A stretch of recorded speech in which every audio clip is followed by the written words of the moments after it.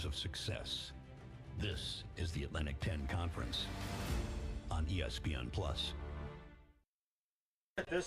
Welcome to the Billikens Sports Center. We have our second elimination game of the tournament set to take place at the Betterment A10 Championship. It'll be between St. Joe's and St. Louis University.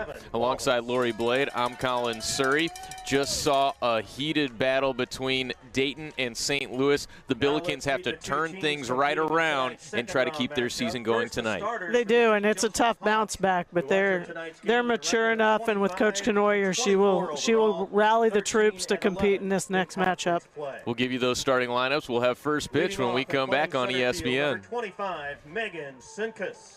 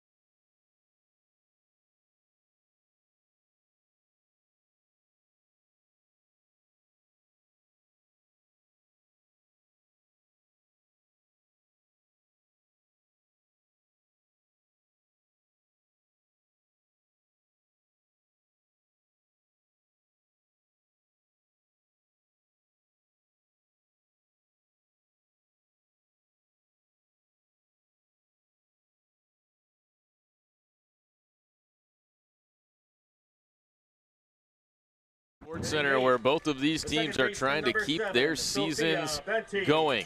St. Louis, as the 2 seed last year, lost their first game of the tournament, won their next 4 to advance to their first ever NCAA tournament. They've got to do it the same way again as they get set to take on St. Joe's. Let's take a look at that Hawks lineup that the Billikens will be faced with here today. Sinkus, Hassapis, Lozer at the top. Here's Shearer and York in the middle, and then McMenamin, Lester, and Grace Brown, the X factor so far for the St. Joe's Hawks this season. They will face the freshman right-hander Riley Nelson today. Coaches, staff, officials, or guests.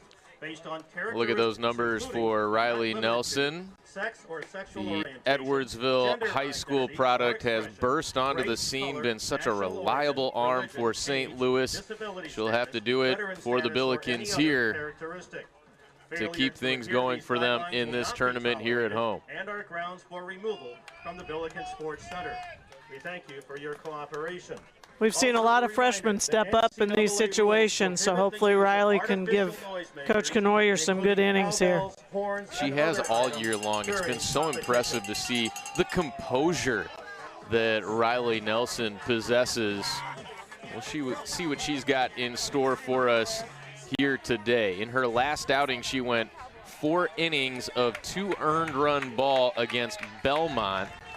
And in the regular season against St. Joe's, she pitched 12 innings, including a 1-hit shutout against St. Joe's, maybe her best performance of her young collegiate career. First pitch is in for strike 1 to Megan Sinkus to begin our game.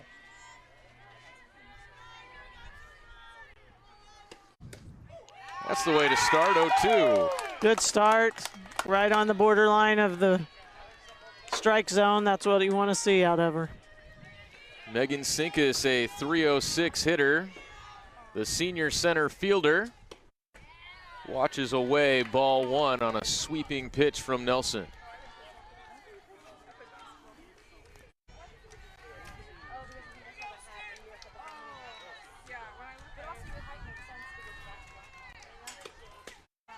One-two is away as well. We saw St. Joe's stave off elimination against George Washington yesterday, and they were dominant in the beginning of that game. It got interesting late, but the Hawks were able to hold on to an 8-4 win.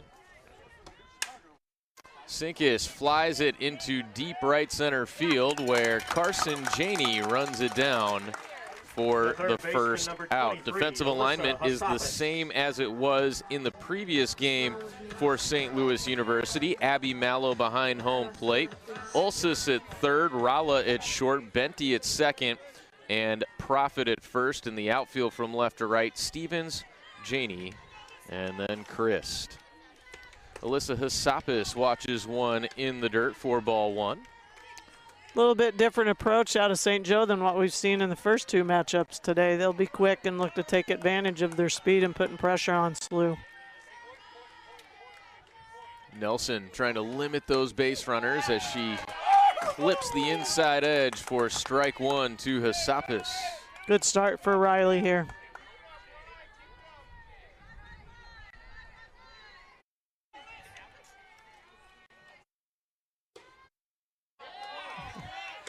Her command has been impressive all year long as that one runs away, but more than anything, she just looks the part. Her demeanor, her composure seems ready for this stage. Skips into Hassapis for ball three.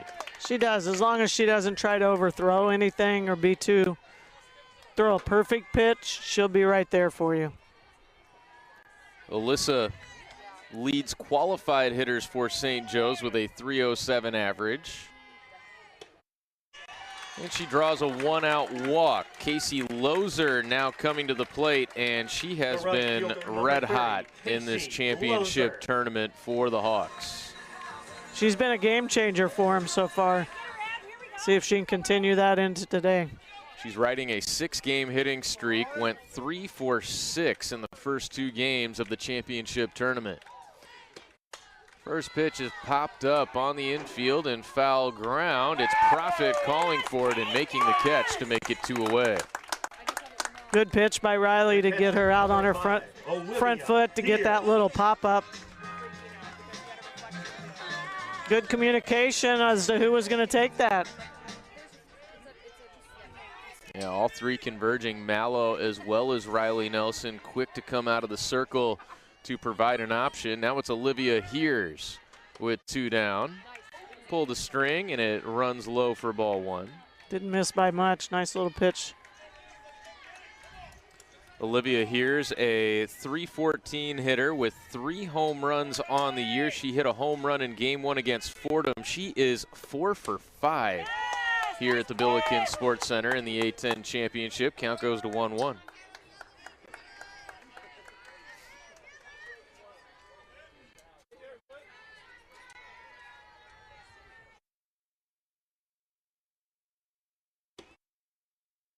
Ooh.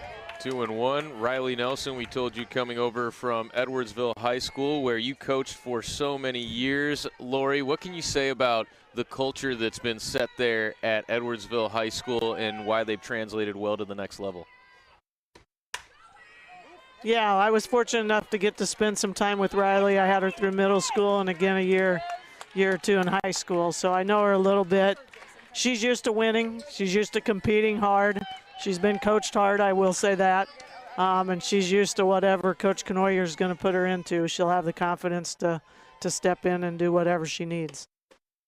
2-2 pitch, just a little bit low to Olivia Hears. We've got a full count. It's a good start. She is right there, and that's what you want out of our pitchers. Full count offering. In there for a call, strike 3. Riley Nelson works a scoreless top half of the first. Billikens will bring Ulcis, Janey, and Mallow to the plate when we come back in this elimination game on ESPN. For 50 years, the Atlantic 10 has stood for more than competition, creating a legacy of leaders and legends. From buzzer beaters to championships, where athletics, academics, and the pursuit of excellence converge. And there's Canby. As we celebrate the 50th anniversary of the A10 Conference, Nelson. we honor the past, embrace the present, and look forward to the future.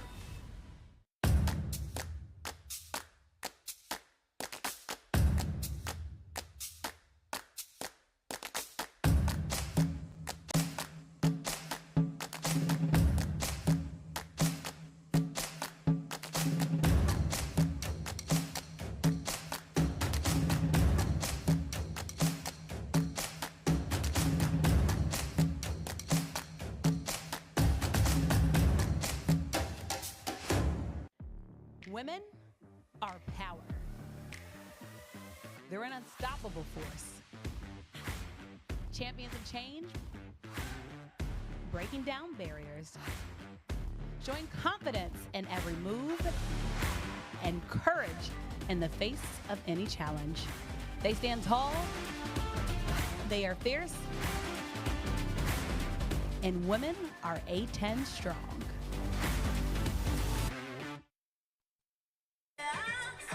Abby Ulcis leads it off for SLU. She was an effective leadoff hitter in the game we just saw. Drew a couple of walks, but was 0 for 2. You'll take a 500 on base from your leadoff hitter any day, though. Absolutely, you will. Julia Shearer is the pitcher for St. Joe's. She rocks and deals ball one outside. Just off, moved it just a little farther than the last one. So far we've seen two pitchers commanding and putting it where the coach wants it. It's the same lineup for SLU as they had in their last game. Lefty versus lefty here. Shearer can't get on the same page. Abby Ulcis, Carson Janey, Abby Mallow at the top. Anna Christ cleans things up. Kate Profit in the 5 spot. Bella Stevens 6th. Ava Womble, Sophia Benti, and Anna Ralla at the bottom of the order. Ulcis pounds that into the left center field gap. It's going to get all the way to the wall. It's extra bases for Abby Ulcis to begin the game. Good start. She stayed back on that and drove it right into the left center field gap. Good piece of hitting. Let that ball really travel. It was center cut, but you could tell that was her approach, thinking opposite field. Yep, that's what you want. A lot of people say you want it back up the middle. Most of the time you want to take it to that opposite gap. Carson Janey watches strike one, and we saw Julia Shearer yesterday so effective with that first pitch off speed to steal some strikes. She goes right back to it for Janey.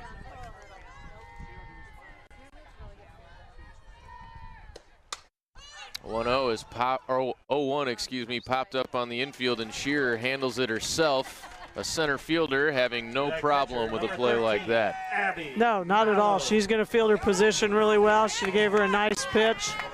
Tried to do a little bit too much with it. Abby Mallow coming to the plate, looking to bounce back after a tough game just a moment ago. Went 0 for 4 in that one. A strikeout and a couple of flyouts mixed in there. Look at the numbers for Julia Shearer. And Mallow hits a hard ground ball to third. Hassapis looks the runner back and makes the play. That is a nice play by the freshman. Yeah, Abby didn't have much choice there. She had to see the ball get thrown, and she looked her all the way back. So nice job by the freshman. Mallow has been swinging early in counts. Nothing to show for it so far here at the A10 Championship as Anna Christ is buckled at the knees. It's that first pitch off speed again. This looks familiar from that late game last night. Doesn't it? SLU had so many opportunities early in that last game. They've got one here that they don't want to let slip away. Ball one as that runs high and tight, and that's something that maybe can get in your head a little bit too. You know that you've had those chances, and when you don't cash in on them, sometimes it can snowball like we saw in that first game. Yes, it can, and it'd go a long way if they get a base hit and get Abby in here just to change their demeanor and get them back into it emotionally, if nothing else.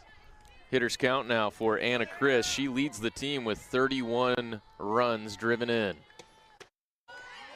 Checked her swing at a pitch that was over the inside edge. She did not swing. 3-1 as it goes for a ball. That is a tough pitch and a great hold there. Coming from that lefty, coming across right into your hands. Yeah, you could tell Shearer thought that was a call strike. Instead, she'll have to come home with a 3-1, and it's on the ground to second base. Lester handles it with ease. A leadoff double from Abby Ulsis, but the Billikens cannot bring her home. Scoreless after one, we head to the second at the 8-10 Betterment Championship.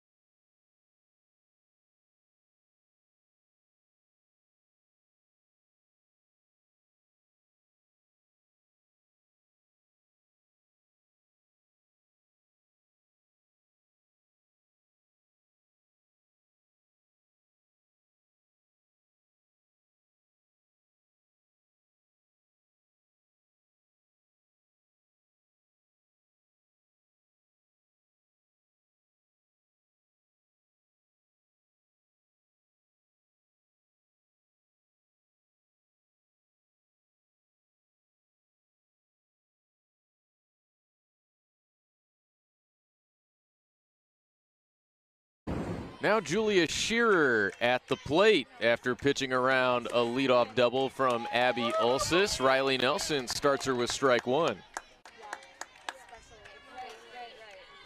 Nelson looked sharp in that first inning, pitching around a walk. She did. She did. Other than that walk, she put it where she wanted it. She's keeping the ball down. Gets a pop-up of Shearer, and Rala calls for it. She had the angle. Ulsis would have had to go straight back on it. One down. Designated player, little off speed there. Riley York. Got the easy pop-up. Riley's keeping the ball down in the strike zone, which is good. Limit damage, hopefully. And so far, that's what he's like for his zone. Nelson working with a quick pace as well. Got a strikeout of Heers to end the last inning. Checking her swing, York watches strike one through the zone.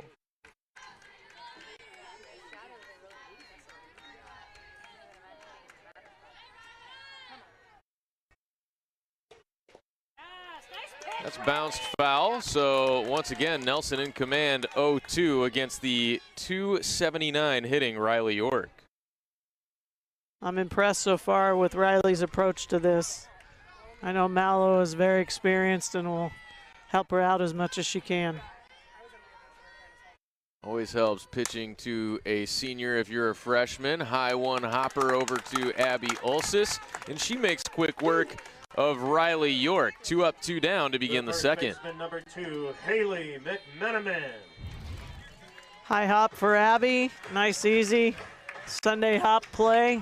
Over to first for the out.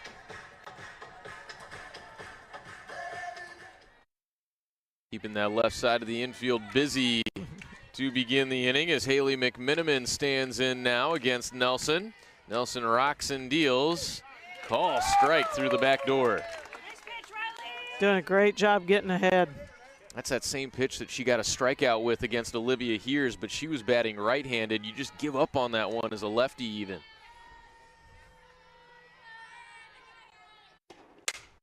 Hit hard to short. Rala makes another solid play in a quick 1-2-3 for Nelson. We go to the bottom half of the second. No score between Joes and Slew. This is the Betterment A10 Congratulations Championship. to the Davidson Wildcats for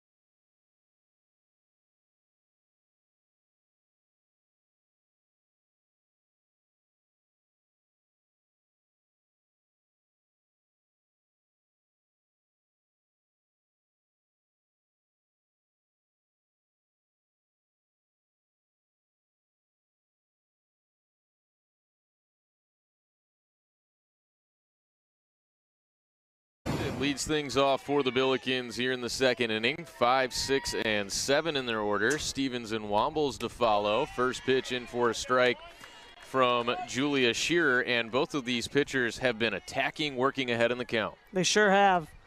A little bit more off speed than what you see out of both of them traditionally early in innings, but they're executing well. Inside, Profit pulls her hands away from ball one.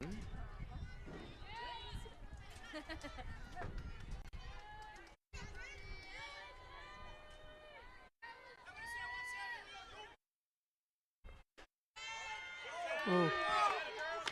That was a strike in the game we just watched previous this one. Absolutely it was. Looked pretty good right there, but maybe a little high. He has liked him at the knees. A little different zone than our last game. The 2-1 is hit hard through the middle. Kate Profit had a double in that last game, and now she's got a single to lead off the second. And this has been a common theme for St. Louis leadoff base runners. You got to make them count at some point.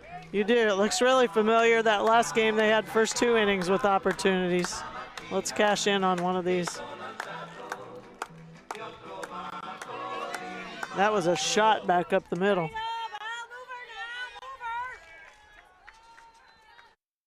Bella Stevens showing bunt, fouls it back though for strike one. Dayton so far has been the best sacrifice bunt team that we've seen this weekend. It made a big difference in that last game that we just watched. Bella Stevens was on base 3 out of 4 times in that last game, a pair of walks and a single. Did she get the bat back in time? Apparently so. Profit takes second on the wild pitch. Tough pitch there. A lot of times if you can keep that pitch up in the zone, you get them to pop up on a bunt. They appeal down to second base. They say no swing, so indeed the count is 1-1. And Lori, would you keep the bunt on in this situation? You know what? I would. Just because I think if they can push a run across, it'll do a lot for their mentality. Not showing bunt. She takes strike 2. So now she'll have to get it done with the bat, and with 2 strikes, you're already kind of thinking opposite field. That would give her a better chance to move that runner as well, and she does indeed ground it to Lester at second base. That moves Profit up to third. She does the job anyway, and now it'll be Wombles. She sure did. That's a good at bat, moving that runner across to third. Now they have 2 good opportunities to get that run in. Was a really nice pitch by Shearer, though. Seen that first pitch off speed so many times. You got the runner at third base with 1 out. You think Wombles has got to be sitting on it. Got it, and it clips the inside edge. It was a good placement, though. It was low enough. I'm not sure she could have done a lot with it. Sometimes you just got to tip your cap. Shearer is locating really well. Her 0-1, a riser ripped foul. That's scary there, but you got to make sure your base runner stays in foul territory in case she gets hit and it's just a foul ball. Absolutely. It's going to hurt for a little while, but it's still foul. If you're in fair, you're out, and it's still going to hurt. Wombles has been good with 2 strikes. Can she battle here? No, it's a call, strike 3. A pitch that looked like it was going to be high. It fell off the table at the last second, and now there are 2 down. That is a clutch pitch by Julia Shearer. Yes, she's bending but not breaking so far. Benty trying to come through with 2 outs. Another call strike at the top of the zone.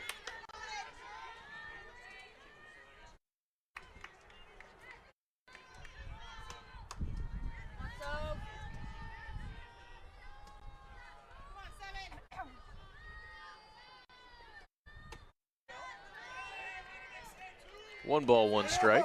First off speed we've seen up in the air that high. Yeah. Her command of that pitch has been just impeccable. If you remember last night, she threw it full count. It didn't matter. Yep.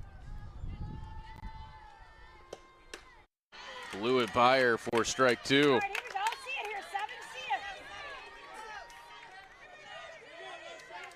She's right on it. And now Benty got to shorten up and put this one in play. It's a pop-up. Long way for Hassapis to go, and she makes the shoestring grab to send us to the 3rd. The Billikens, another runner in scoring position with nobody out, and they can't bring it home. Still 0-0. This is the Betterment A10 Championship.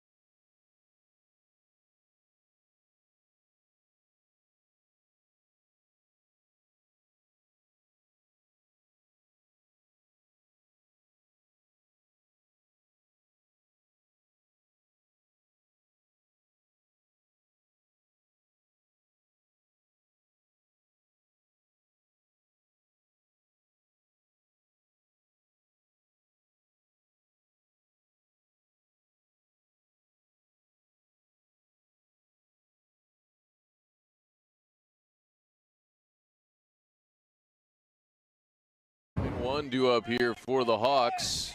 No score between Joes and Slew.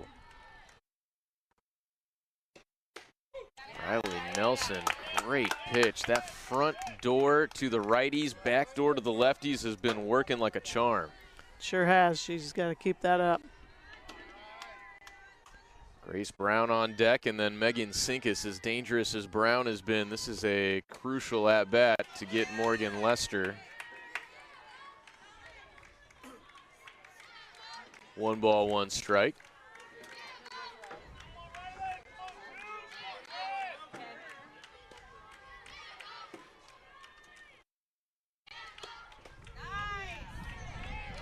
Just away, ball 2. So far, St. Joe's has had the best 9-hitter in the tournament. There is no doubt about that. I think Grace Brown just straight up the best hitter in the tournament so far. 2-1. Inside.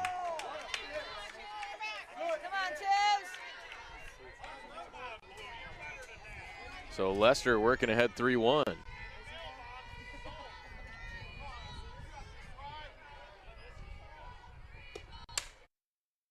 Slowly back up the middle, and it trickles through for a leadoff base hit. And now you have to deal with the power of Grace Brown. She came into this tournament with 3 home runs. She's hit 3 home runs in just 2 games. Here's a look at all of them.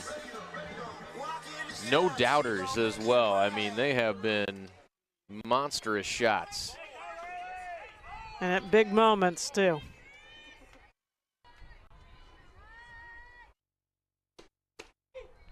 First pitch to her, a call strike over the inside corner.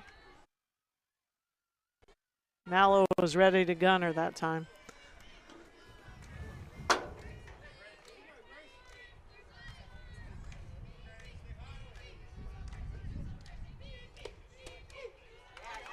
Call strike 2.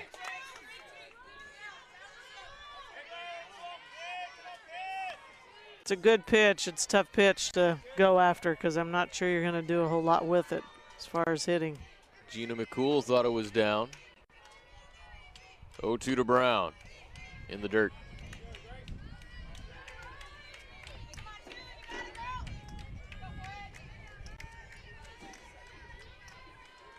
Leadoff single by Morgan Lester, first hit of the game for St. Joe's.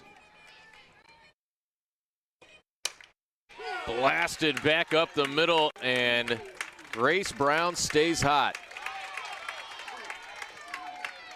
She sure did. She went right back up, got every bit of that. Squared it up nicely. A little bit outside and took it right back at Riley. Nelson almost got her glove to it. But now it's Megan Sinkus, who was a flyout victim her first time up. Nobody out and 2 on. First 2 hits of the game, back to back. Sinkus drops down a nice bunt. Ulsis goes to first, and they got her by a half step. But it's a successful sacrifice, 2 in scoring position for Alyssa Hassapis. Great job giving yourself up, getting that bunt down to move those 2 runners over.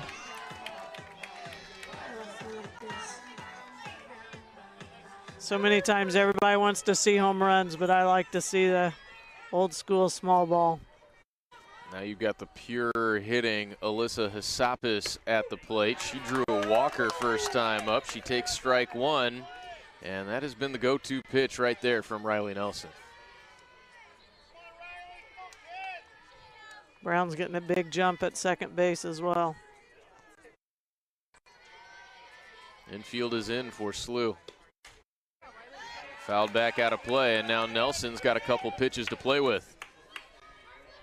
Yeah, you don't want to give her anything too good with the runners at second and third and 1 out here.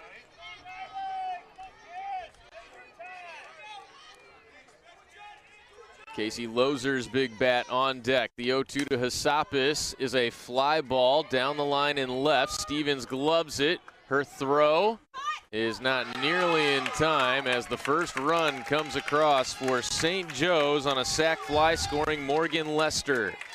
Just deep enough, but probably more importantly, she had to go sideways to go get it, and that's tough to plant and make that long of a strong throw to get that runner. Great job, great execution, the bunt, and then the sac fly. Loser popped out her first time up. Runner at second with 2 outs. There she goes, and she will steal it. Loser was showing bunt. Pitch was in the dirt and never gave Mallow a chance. So now the runner at third in Grace Brown. Even if Mallow came up with that, I don't think she had a chance. Nobody was there.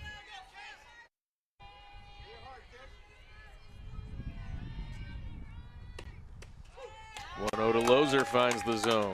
Great execution, squaring around, pulling the third baseman in, and kind of cut shortstop sleeping. She wasn't there to cover it all.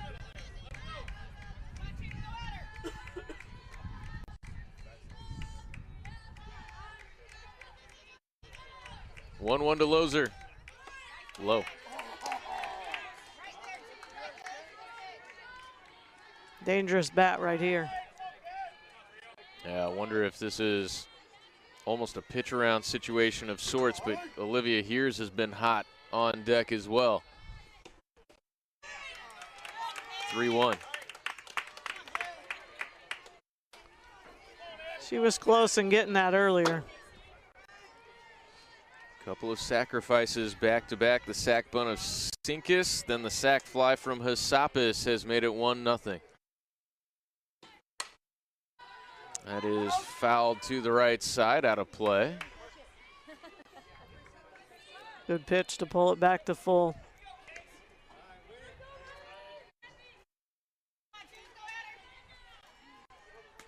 I agree. You got to be careful right here. She squares around so she can see it, and that worked out well for her last night.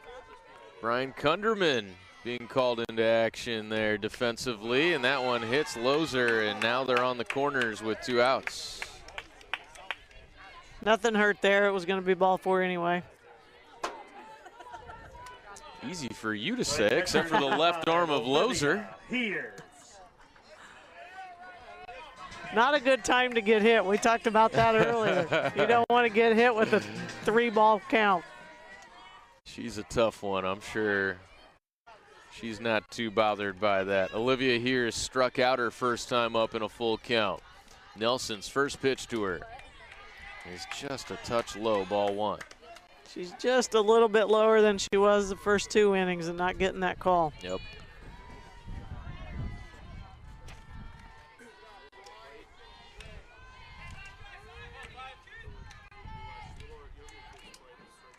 Trying to keep it a 1-0 game. Her 1-0 pitch to Hears finds the zone.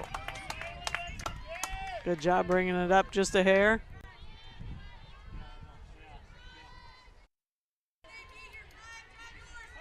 Really been working inside to the righties, and then when it's away, it's typically been off the plate. The 1-1 is flied into shallow right field. It's Anna Christ coming on for the final out. So a good job by Riley Nelson to limit the damage, but fundamental softball from St. Joe's gets them on the board. A sac fly from Hassapis, scoring Morgan Lester.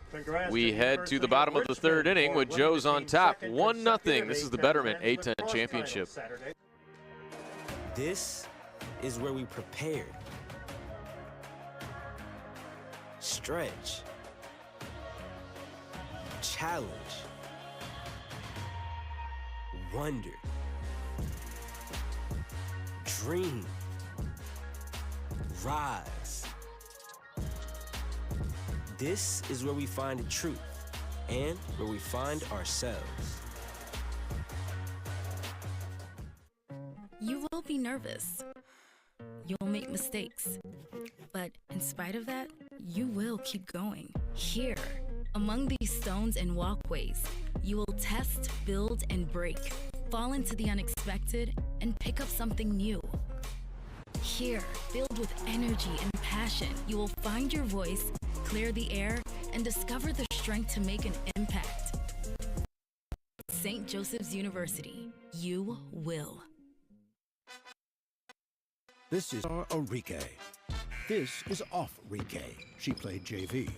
Arike's game is money, and so is her investing because she uses Betterment to optimize her portfolio. Off Rike just found out her hot stock pick went cold. Arike uses Betterment to automatically reinvest her dividends so she can stay automatic from 15 feet. Off Rike isn't even semi-automatic. Being able to focus on your game instead of the market, that's the Betterment effect.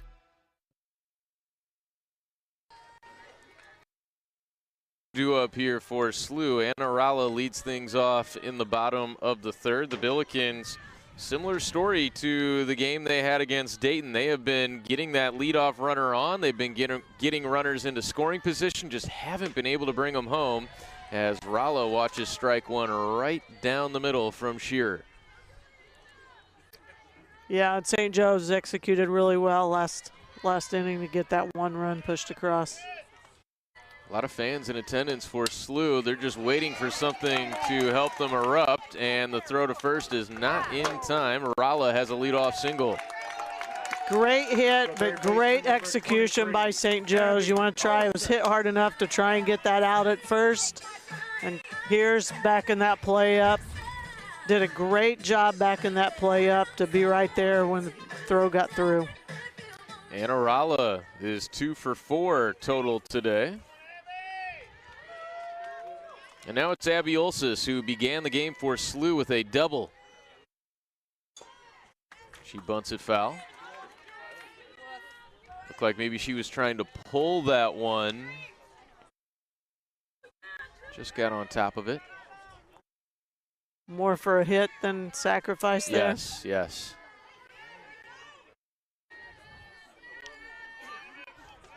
A little similar to what we saw from Sinkus And now it's 0-2. She's a good 0-2 batter. Yes, we have seen that. Good pitch by Shearer, though. She's having a little trouble. This sun's right in a bad line for her. Yeah, the left side of the infield and left fielders having to battle that sunshine. The 0-2 to Olsis is pulled foul. Good job to stay alive. That might have been the first changeup this inning so far. Yeah, how about that? Mixing it up a little bit. Right.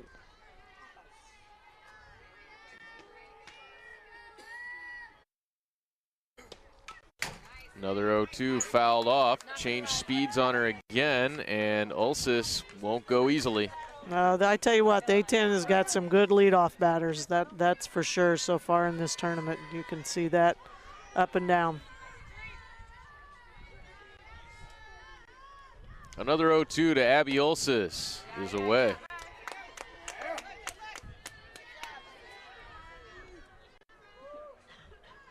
Janie on deck, Mallow in the hole. Billikens trying to answer back to St. Joe's, who scored the first run of the game in the top half of this inning. Oh, to nice. The left side, what a play by Hassapis, and good job by Anarala not to get doubled off there. All the way around. That's a good job putting it in play for Abby. Great play at third. She's made a couple of nice plays already in this game. And like you said, not getting doubled off. We've seen that in that last game where somebody hit a shot and they got doubled off. We just talked about how that sun is right in her eyes, makes that an even better play. Carson Janey sprays the first one out of play. Her and Abby, they've defined why it's the hot corner over there today. They sure have. Carson Janey popped out her first time up. Watches away, ball one.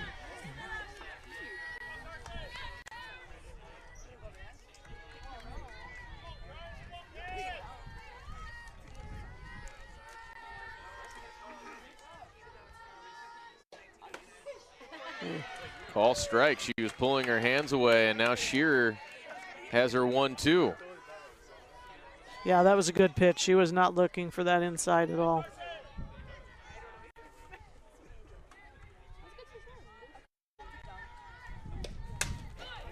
She hits this hard to left field, and that gets down.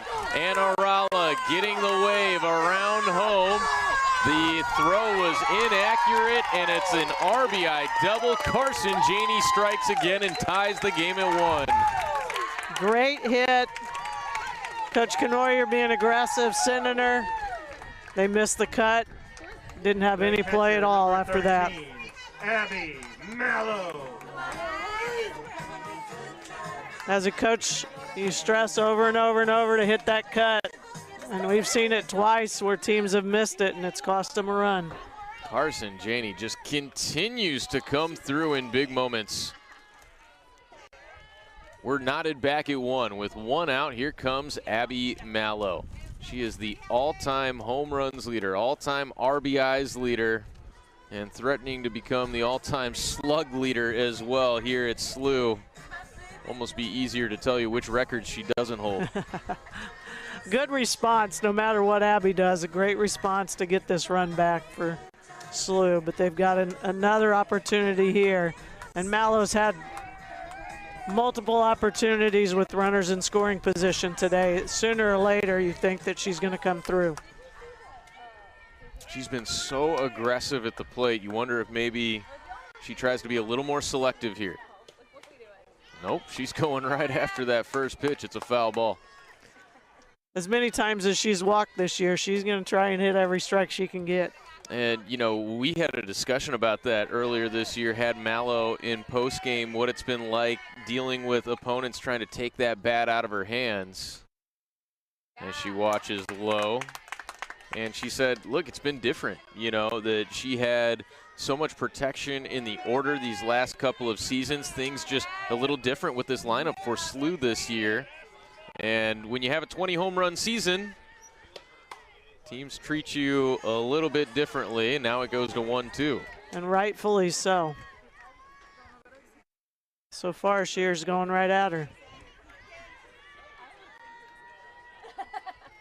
She's got her in a 2-strike count. Anna Christ on deck with 1 out, and Janie standing at second base after the RBI double to tie the game. Mallow bounces it foul towards third. She keeps battling, which is what you would expect. Shear just keeps giving her good pitches that she's got to try and battle away. I don't see Shear giving her anything too good. Next to Mallow is lined foul up the right field side.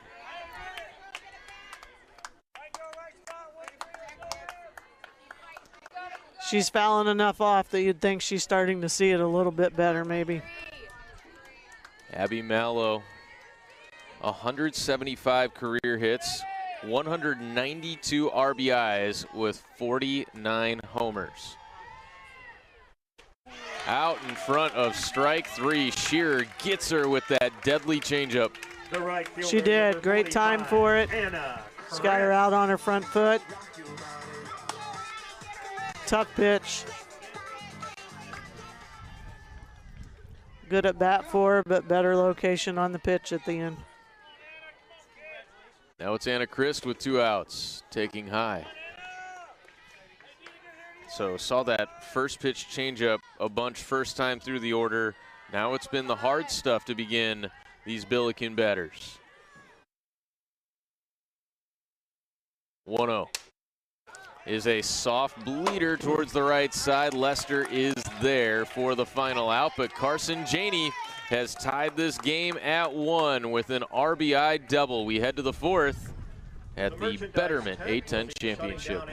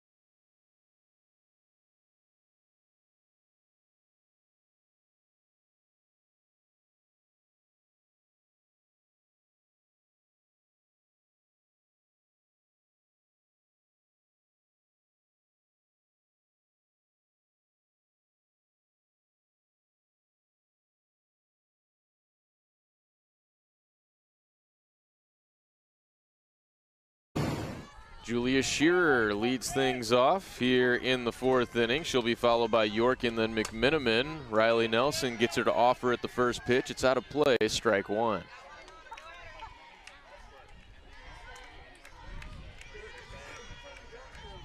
Both teams score their first run of the game in the 3rd inning.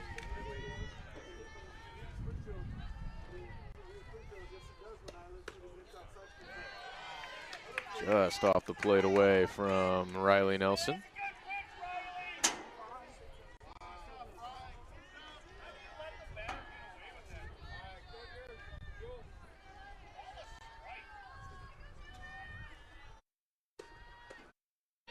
Two and one now. Billikens dropped their game against Dayton earlier today by a score of 4-2.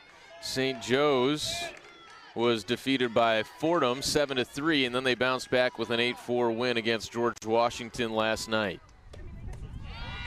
3-1 to Shearer.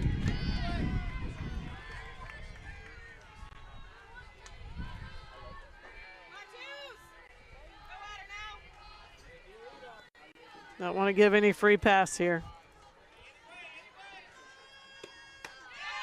And it's ball 4, so a leadoff base runner for the Hawks to open up the 4th. The designated player, number 3, Riley York. Base runners were hard to come by for St. Joe's, just one of them in the first 2 innings, and since then, they've started to create some traffic.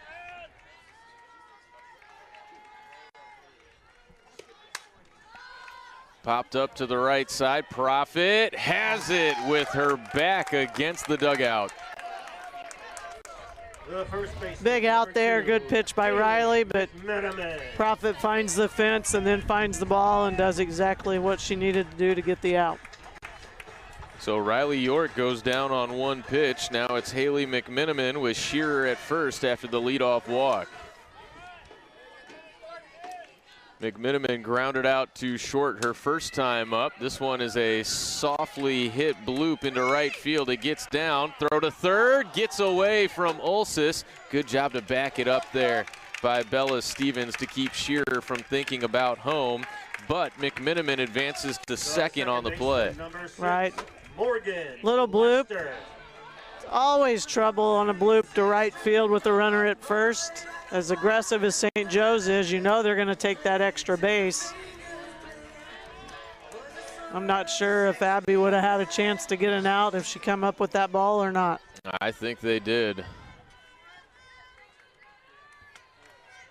But now danger afoot again with Morgan Lester, who singled to lead off the last inning and came around to score the game's first run, fouling back the first pitch from Nelson. She was looking for something to drive on that first one. She was on that, just a little bit underneath it. Lester came into today hitting under 200. Nelson's 0-1.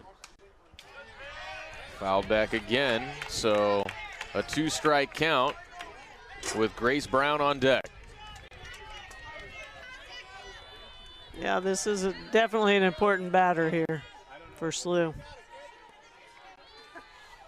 Big moment in the game here in the top of the fourth. Nelson rocks and delivers. Another pop-up, and Mallow has no shot at that as it bangs high off the backstop. Mallow does such a good job getting out of there to find that ball just out of the reach of her. Pops out of her stance awfully quickly. Another 0-2 delivery. Popped on the infield. Rala is under it, and the runners have to stay put. 2 down with Grace Brown coming up. The shortstop, number 11. Nice sequence there by Nelson. Get that out. Now this is a big bat coming up here. Nobody's been able to find how to get her out on a consistent basis yet. She blasted one into center field for a base hit her first time up in this game. First pitch to Brown is ball one, close. It's a pretty good pitch. You like her to be close, and that's exactly what it was. Grace is now 5 for 7 with 3 home runs and 6 RBIs here at the A-10 championship. 2-0 to her.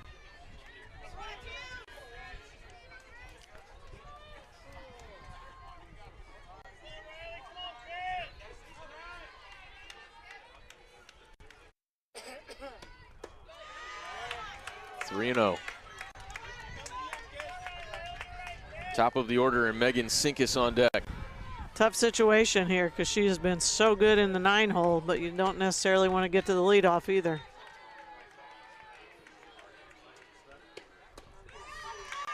A 4-pitch walk, and they're loaded.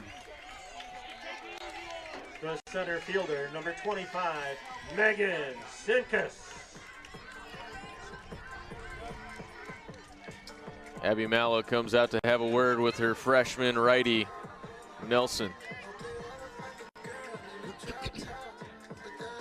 Some senior leadership there, and worth noting, Abby Mallow is the only senior on this St. Louis team. Well, and you talked earlier in that last game about how they have so many kids in different position and new kids this year to be where they've been through the season is phenomenal. First pitch is high to Sinkus, who has flown out and dropped down a sacrifice bunt.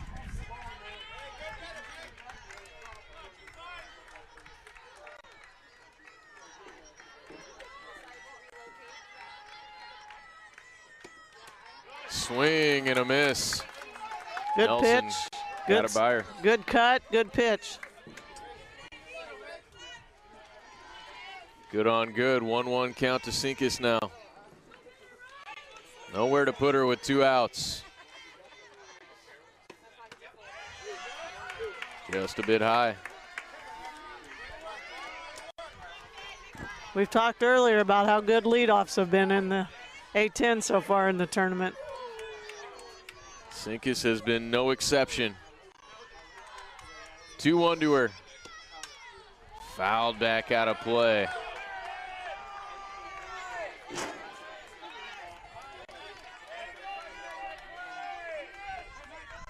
Megan Sinkus just 1 for 8 in this A10 championship. If she could change that, it would be huge for the Hawks. 2-2 is hit hard into right field, but Christ is there for the final out. The Billikens escape.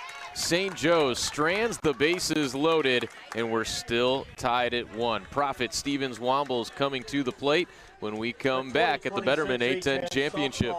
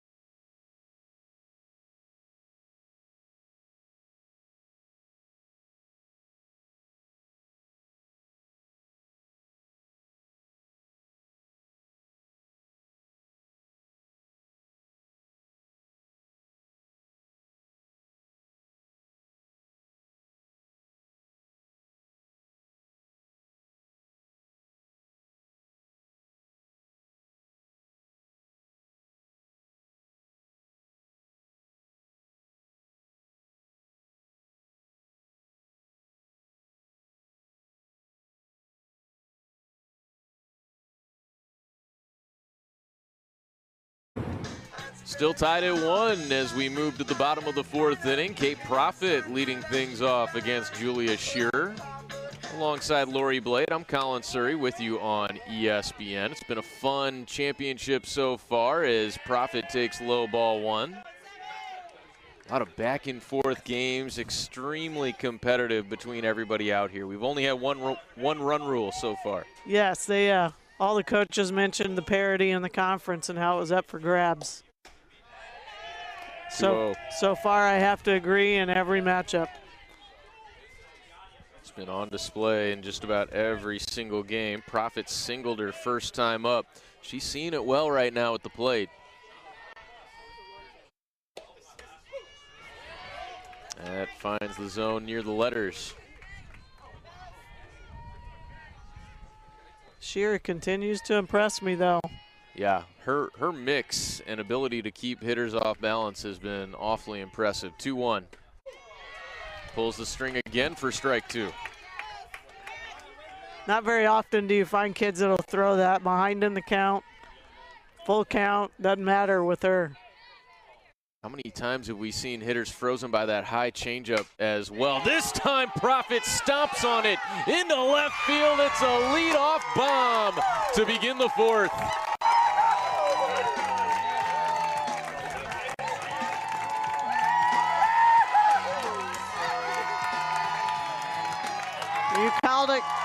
You called it, Colin. Said she was really seeing the ball well, and she got one to drive, and she didn't miss it. That is just the second home run of the year for Kate Prophet. And the second home run of her young career. What a big one right there to make it 2-1.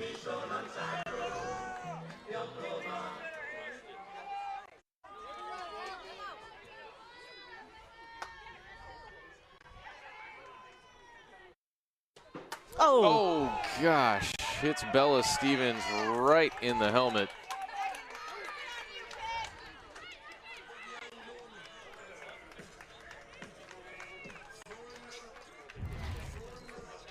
She appears to be just fine. Tried to duck out of the way of it, but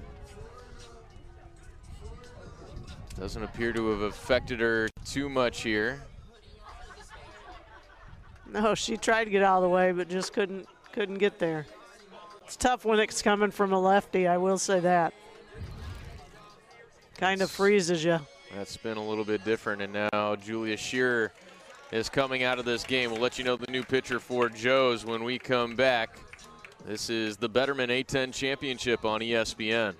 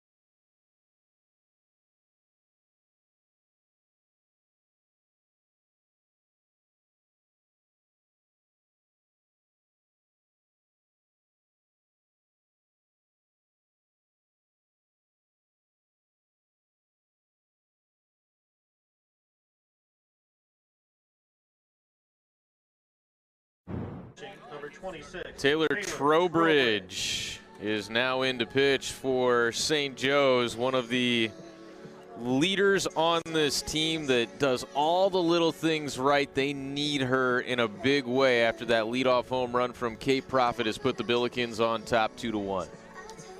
Yeah, Shearer threw really well. Just gave up that home run and then hit the next kid. So she comes out and Trowbridge comes in.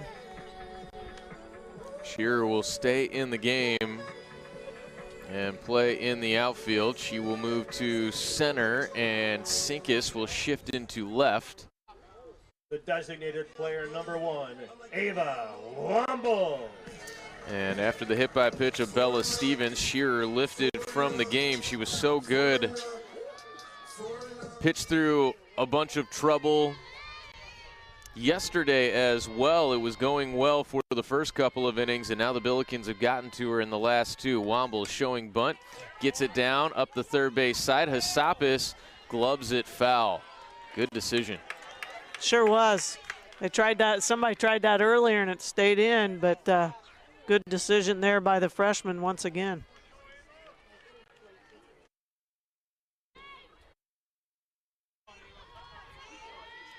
With nobody out, will the bunt be on again for Ava Wombles? I would think so. She squares, gets it down. It gets past the first baseman. Trowbridge forced to make the play, and she does. Low throw to second. Brown couldn't find it. It was right between her feet. Number 7, she was about to panic on that. Good bunt back to the pitcher that just came in the game, make her make that play, and she did. So now Sophia Benti. She popped out in foul ground her first time up. Bella Stevens into scoring position at second. Foul tip. No, it was not. Yes, it was. Didn't see a signal there initially. No, it was a little delayed, I would agree. That's why Stevens went scampering towards third. Hesitated 3 times on her way.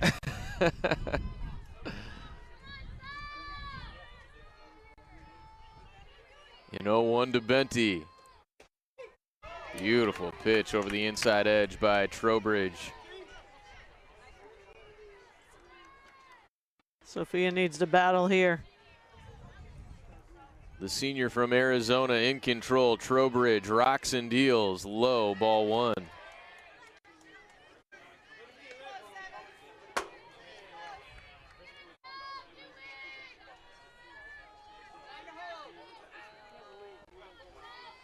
One out. Anarala is on deck. This is the 8th spot of the SLU order. Oh, a check swing. It hits Benti. And now the umpires are going to get together on whether or not this was a swing.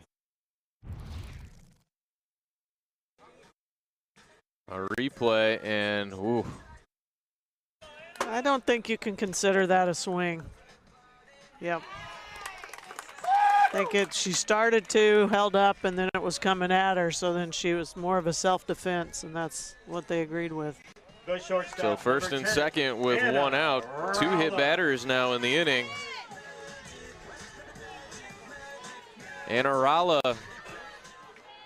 had the single to lead off the third inning. Carson Janey brought her around with a double to score the first run for SLU to tie it at 1. That one hits Trowbridge, and that was crushed off the bat of Rala. Hopefully Taylor is okay. They're loaded. Yeah, she's keeled over in some pain. Well, you hate to see that, but what a nice hit there. Hopefully she's going to be okay. A hot shot caught her right around the knee.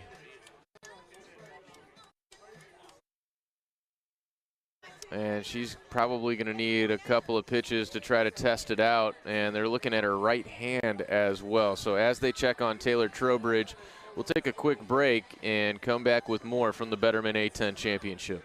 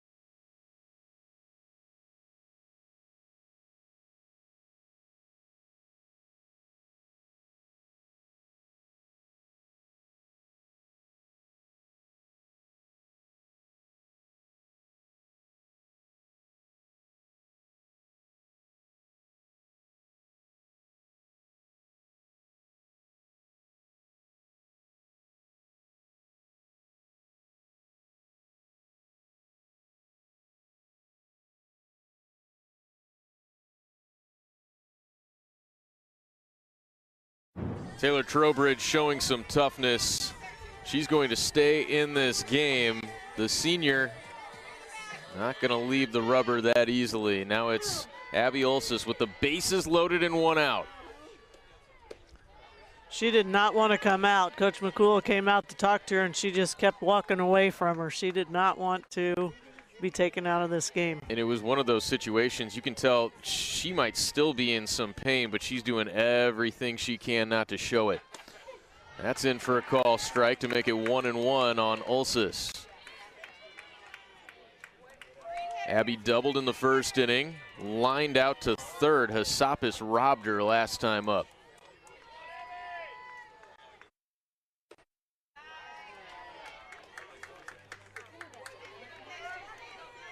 Keep trying to keep it out on Abby. 2 balls and a strike. Carson Janey on deck. Trowbridge to Olsis. On the ground hard towards second. Lester will make the sure out at first. It brings home another run for the Billikens. It's 3-1 on the RBI ground out from Abby Olsis. Good at bat by Olsis to get that run in. Taking it to the right side, scored the run and advanced the runners here. Good job getting the out by Trowbridge. 2 more in scoring position. Carson Janey is red hot. She's got a homer and a double today. And she watches ball 1 here.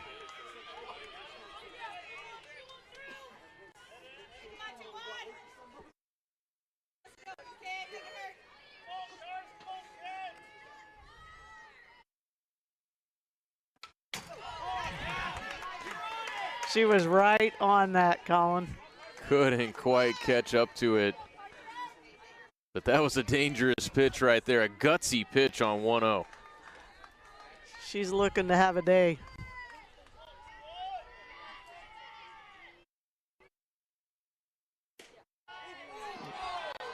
Ball 2, good pitch from Trowbridge. She's smiling as that one comes back. Gina McCool staring in towards the umpire.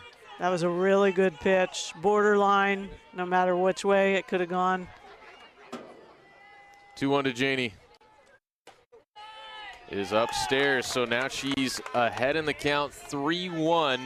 Christy Knoyer said the word to describe this incredible center fielder: determined.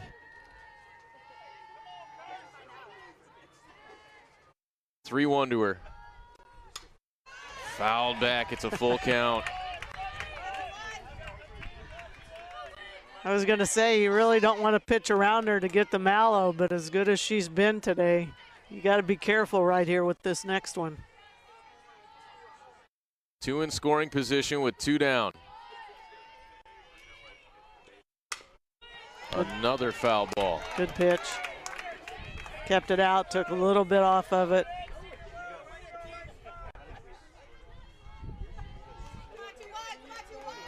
Trowbridge has thrown the kitchen sink at Carson Janey. Where does she go with another 3-2 offering?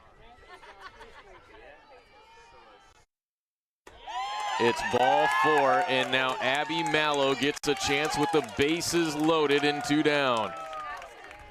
The catcher, number 13, Abby Mallow.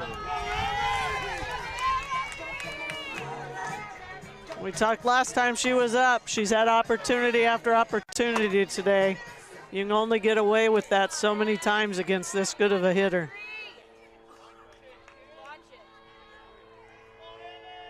Trowbridge has it fouled back just off the end of the bat of Mallow. I think she took just a little bit off of that one. I haven't seen that out of her yet today. Knew that Abby was going to be geared up. She has been aggressive again at the plate. The 0-1 went off speed again to get her first strike, too. Will she do it a third time? I mean, why not? That's the pitch that Shearer struck her out on last time. Takes some guts to throw it 3 times in a row. She There does. How about it? But Mallow stays alive. She made the adjustment that time to keep it in the at-bat. No way she throws it a 4th. We're about to find out. Benty at 3rd, Rala at 2nd, Janey at 1st. The 0-2 to Abby Mallow. Oh, strike she does. 3. She did it again. Huge strikeout for Taylor Trowbridge. The Billiken home 2 runs, a leadoff homer from Kate Profit, and then an RBI groundout from Abby Ulsis. But it stays a 3-1 ball game as we head to the 5th at the Betterment A10 Championship. For 50 years, the Atlantic 10 has stood for more than competition, creating a legacy of leaders and legends. From buzzer beaters Jumper in the air, to championships, where athletics, academics, and the pursuit of excellence converge. and there's Canby. As we celebrate the 50th anniversary of the A10 Conference, Nelson. we honor the past, embrace the present, and look forward to the future.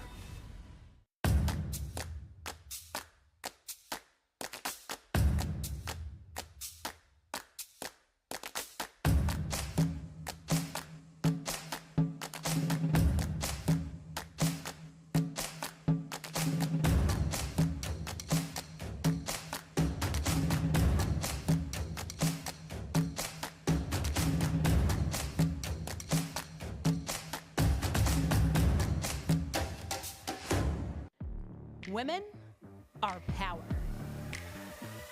They're an unstoppable force. Champions of change, breaking down barriers, showing confidence in every move, and courage in the face of any challenge. They stand tall, they are fierce, and women are A10 strong.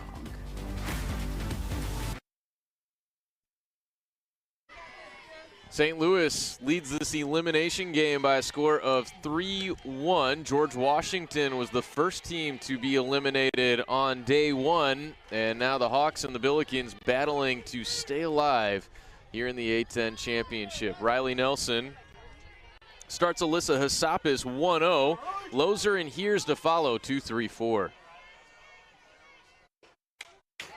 That's a better pitch, fouled back by Hassapis. Good pitch, good swing.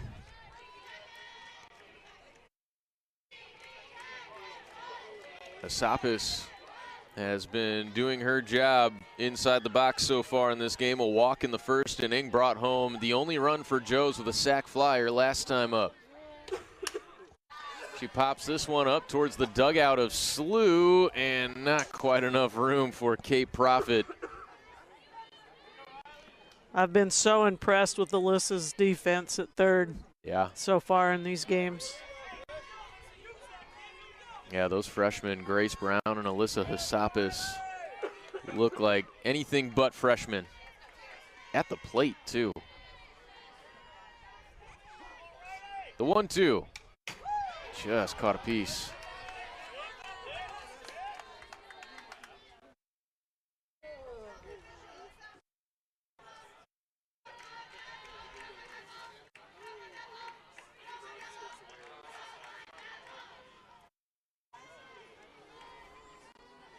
Nelson leans and fires.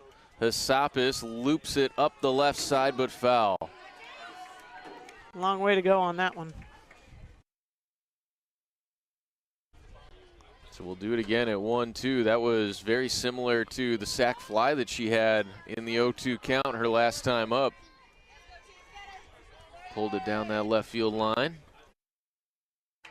See if Nelson tries to spin one off the plate now. It's flied into deep center. Janey with enough room out there. Plenty of room, in fact, for the first out. The right fielder, number 30. Janey did a good job going back right away on the contact. And got right under it. That one hit right at you is tough to read. She did a good job there. That sun's still in her line. Yes, it sure is. Lozer now at the plate.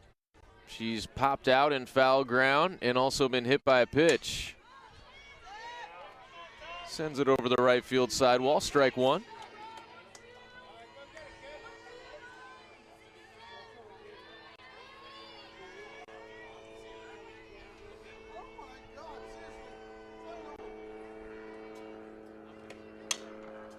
Another one to the right side, threatening to enter the Billiken dugout at strike two.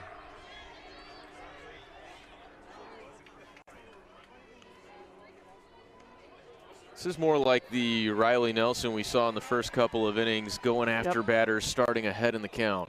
Correct. I was thinking the same thing. So much easier for pitchers usually when they work from ahead. 0-2 is on the ground to short. It's bobbled by Rala, and Lozer beats the throw.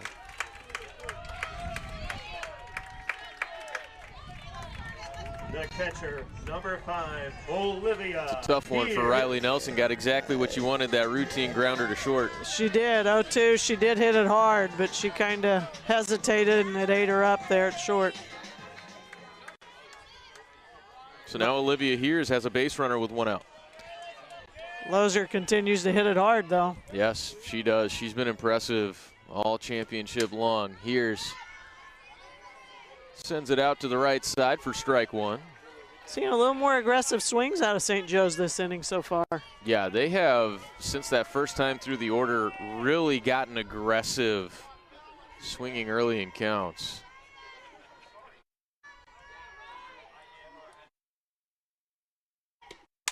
Hears hits it hard through the middle, and that'll get down for a base hit. So now they're at first and second with one out for Julia Shearer. The center fielder, number 17, Julia Shearer. Little too much played on that one, and she squared it up. Janey did a great job getting it in. We know how aggressive St. Joe can be on the base paths. Lozer's got some excellent speed as well, so that'll be in play if Shearer is able to come up with a base hit. Hawks trying to start a rally, down by 2 here in the 5th.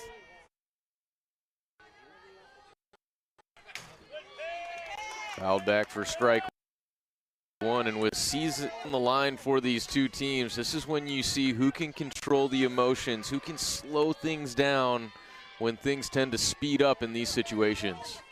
Yeah, and SLU had an opportunity to break it open last inning and didn't, so St. Joe's response here could be big. 0-1 is a call strike. He hasn't called many up there, but there have been a few. St. Joe's faithful not happy with that call, and now Shearer has to protect.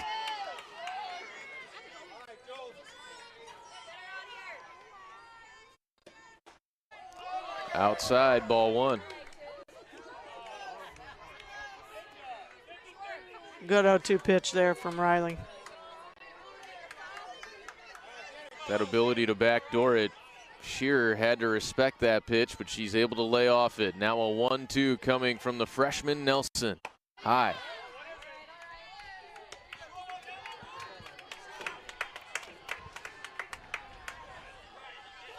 Need to look for a good pitch here. Really don't want to go full count with the speed they have on the bases. Offered at, but spoiled. Shearer hanging tough. She is. She went for one off the plate, though, that time, I thought. How about that job that Taylor Trowbridge did in the last half inning? Things could have easily gotten away. But she got out of it. A 2-2 rolls in. Good stop by Mallow to keep the runners where they're at. After Trowbridge took the one off her leg, she bounced right back and competed and got him out of the inning. So now indeed we do have the full count.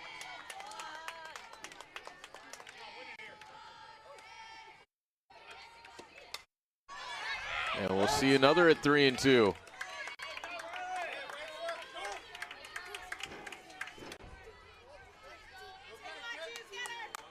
She just keeps wasting the pitches till she gets the one she wants here.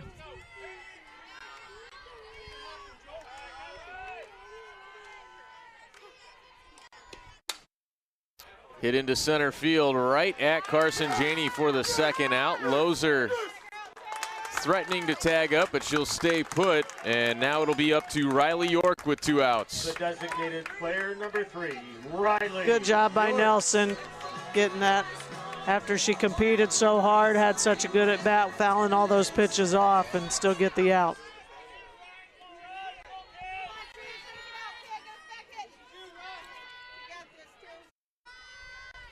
York is grounded out and popped out, and Nelson starts her with strike one. And with that really hard hit single from Olivia Hears, we've seen other pitchers in this championship, once they get hit hard, they start kind of nibbling, getting a little more tentative. Nelson has not been affected by that. A grounder towards short, tried to screen Anna Rallo, but this time she's steady as can be, underhanding to second for the final out. The Billikens lead 3-1 as we head to the bottom of the 5th. These teams trying to keep their season going on ESPN.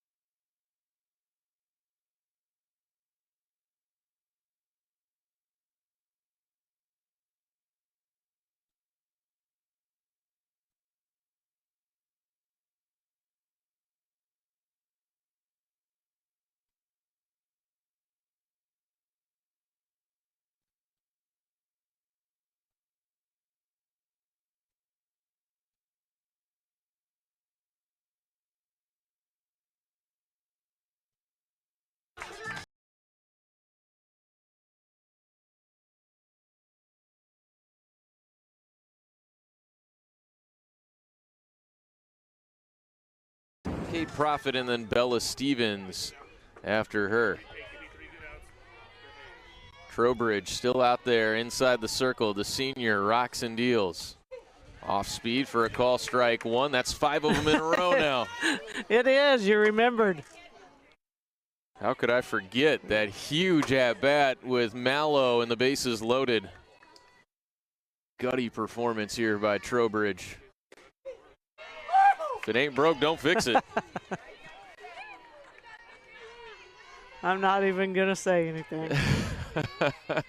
Trowbridge leaving us speechless. Takes a lot to do that.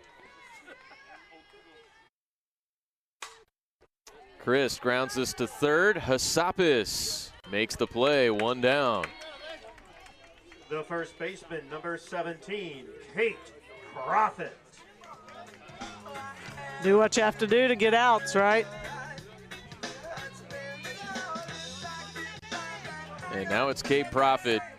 She homered her last time up, and then the hit by pitch of Bella Stevens after that chased Julia Shearer from this game. Boy, we might only see that pitch for the rest of the game, it feels like. You know, we laugh about it, but not all kids could step out there and throw, what, 5 of the 7 or 6 of the 8 for strikes. No question. Trowbridge locked in. Goes with it again for strike 2. Wow. Is that Shearer out there? Trowbridge is doing really, really well right now, keeping him off balance. I wonder who taught who with that. The 0-2. Just caught a piece. Profit. Got to be expecting it at this point, right? They fouled one off. Maybe she's going to go to some speed now. Yeah.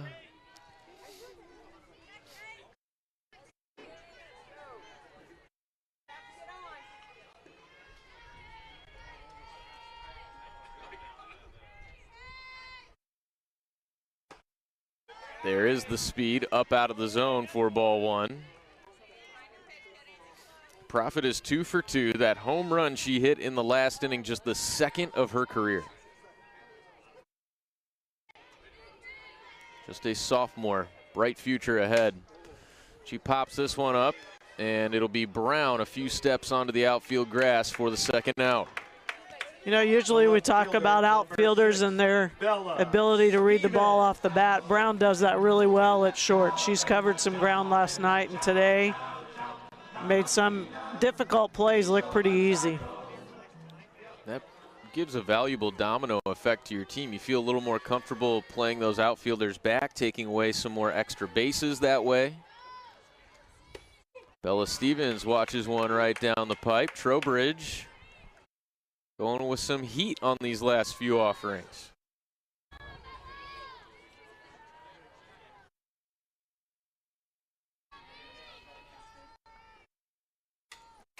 Stevens out in front of it. It's 0-2. Trowbridge is doing a good job this inning working ahead. Again, goes back to the fact that when she goes to that change, she's able to put it where she wants. Throwing strikes and then making it look like a strike and getting you to offer with 2. That's what she does there. Stevens goes down swinging. Taylor Trowbridge starting to find her groove. And the Billikens will take their 3-1 lead into the 6th. Just 6 outs to play with for the Hawks. Trowbridge keeping them in it with a beautiful offering.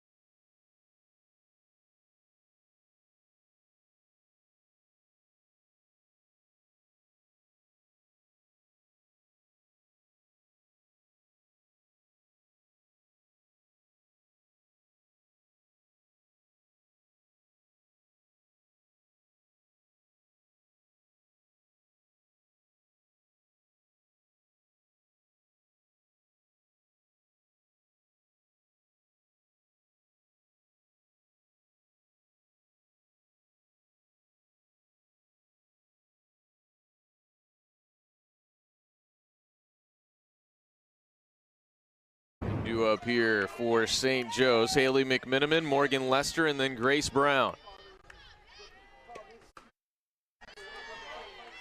Just away from Riley Nelson, still pitching for SLU into the 6th.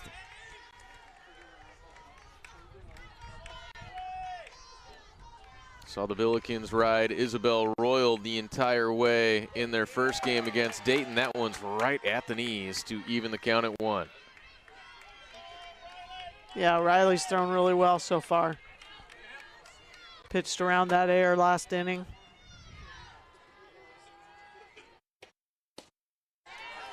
Oh, nice take by McMiniman. Looked like a strike the entire way.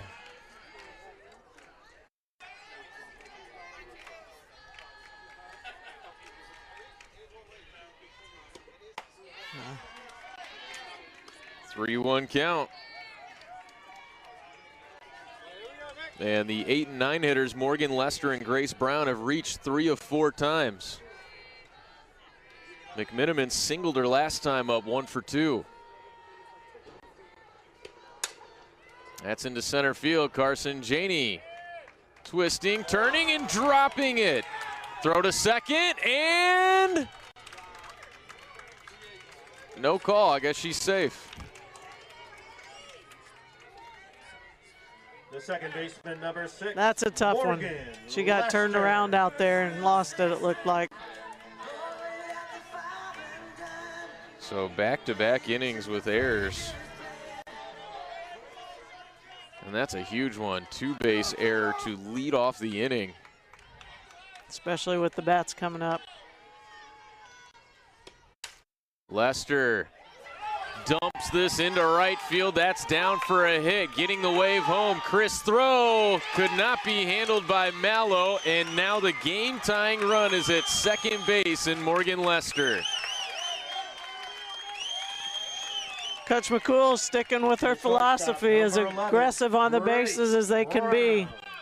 She didn't hesitate at all to send her in. And still nobody out, and look who it is. Grace Brown coming to the plate. The timing of her at bats have been really big for St. Joe's. A single and a walk to go along with a stolen base for Grace Brown today. Hawks 9-hitter watches one right down the middle for strike 1.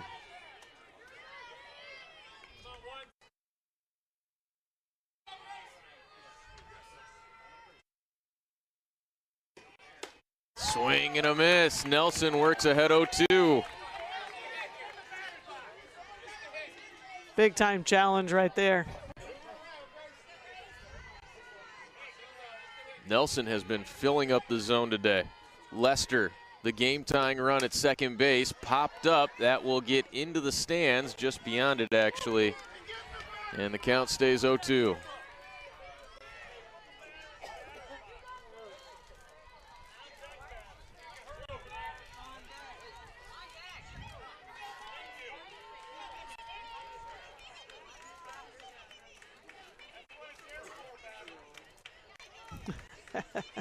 Crowd pointing out that Sinkus had moved almost into the batter's box there. Get her back to the on-deck circle. Now an 0-2. Outside ball 1. I don't know if that's good in this situation to know that the umpire hears the crowd or not.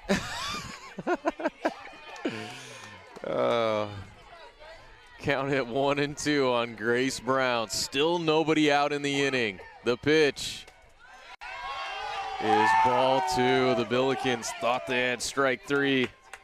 Good pitch, though, by Nelson.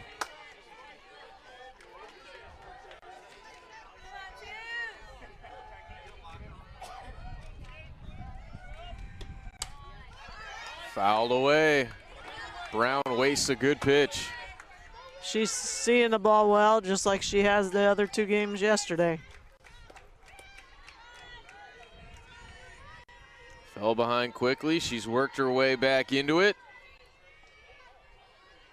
Nelson approaching 100 pitches. Her 2-2 is pulled out of play.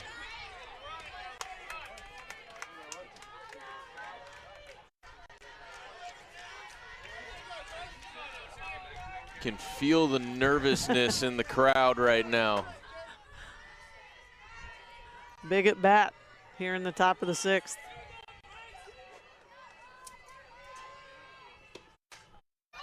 Another one wasted by Grace Brown. 2 freshmen battling here. I'm not sure who's going to win this one.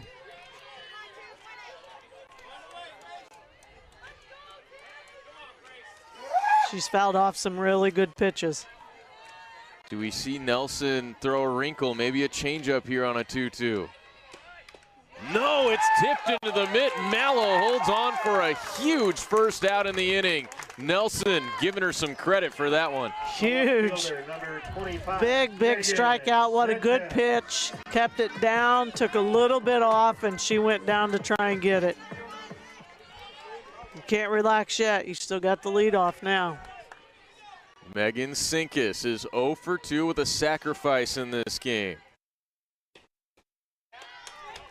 Same pitch. Close, but it's ball 1.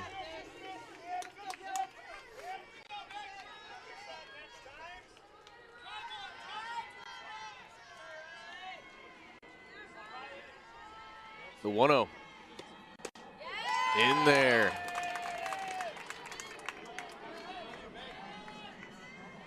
This inning started with McMenamin reaching on an error. Morgan Lester with a bloop hit down the right field line to bring her home. She's at second base. The 1-1 from Nelson to Sinkus. On the ground is short. Rala looks the runner back. Throw to first in time to get the speedy Sinkus. That was close. As quick as she is, you really got to be careful with that look. But she did a great job looking that runner back. They got so much speed on the bases. That ball was hit just hard enough to get her by a quarter step. And now it's up to Alyssa Hassapis to potentially tie this game with a base hit with 2 outs here in the 6th. Nelson freezes her with strike 1. Guess it'd be big for SLU to get out of this with just 1 run in.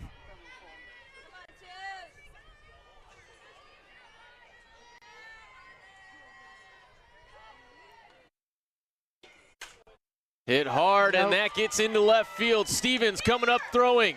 It's in time, and Mallow applies the tag. The Billikens are still on top, 3-2. Bella Stevens with a gun to home plate. That's her second outfield assist of the A-10 championship. And we go to the bottom of the inning, and the Billikens will try to add some cushion next at the Betterment A-10 championship. This is where we prepare, stretch, challenge, wonder,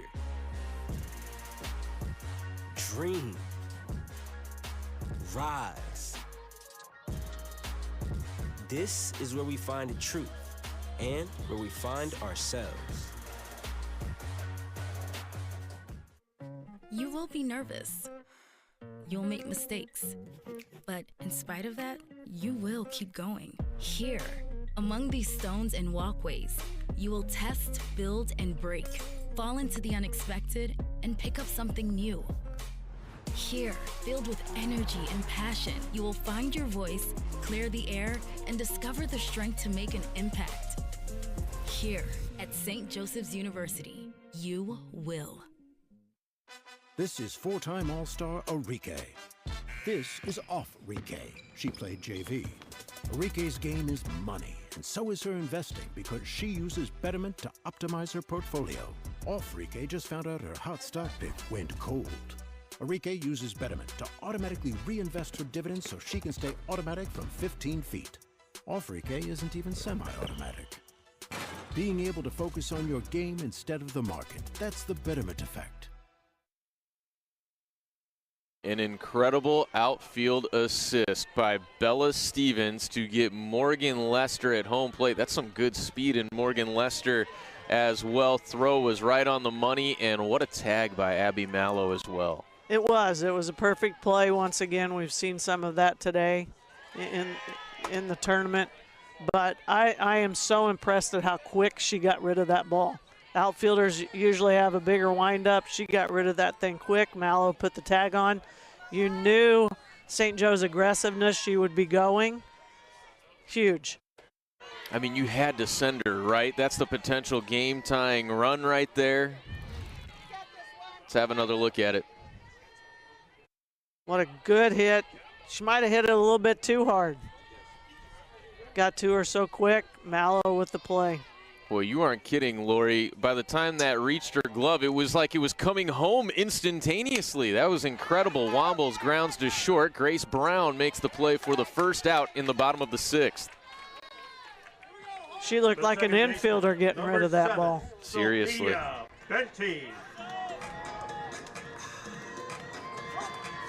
But once again, good play by Mallow. That's not an easy receive when the runner's coming at you and getting the tag on. She had a good slide going away from her, but Abby got to her. It's a 3-2 Billiken lead with Sophia Benty at the plate. Taylor Trowbridge back out to pitch for the Hawks. It's a give and take, right? You have an error behind Riley, and then you make a great defensive play like that. Benty drops one down. It is a fair ball. Throw is in time. Strong throw by Olivia Heers. That's not an easy play to make on receiving that throw where it was at. That was really nice by Lester. Got to avoid if that throw gets away to you any more up that first base line, you run the risk of hitting that runner down to first, and Benty as well. Now it's Rallo with 2 outs. Out in front of strike 1. Anna Rallo is 2 for 2 in this game. Trowbridge has been good since she got hit. Can't say enough about that. The senior is ahead in the count, 0-2. Coach McCool talked about her pitching staff and how they're complete staffed. I think they go 7 deep. She said hopefully they don't use all 7, but. The leader of that deep staff, Trowbridge, just over the shoe tops of Rallo for ball 1.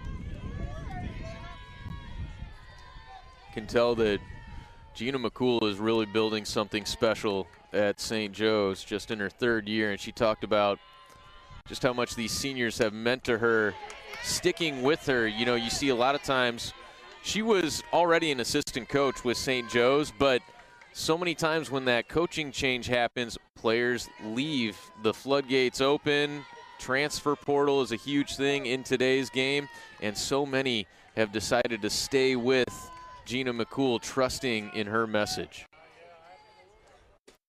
Call strike 3. We're going to the 7th in a 1-run ball game in an elimination game. Trowbridge made a statue out of Anna Rallo with a great front door call strike. We'll be back with the final frame next on ESPN.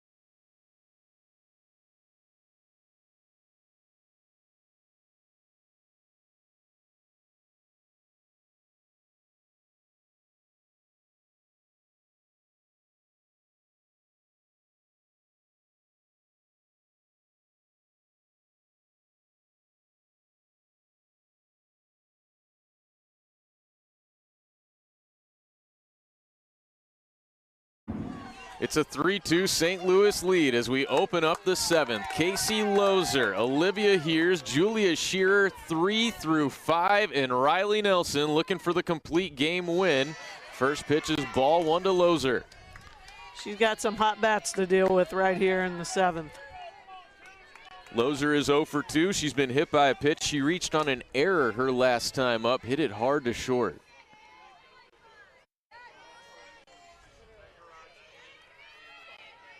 One-0 delivery is high ball 2.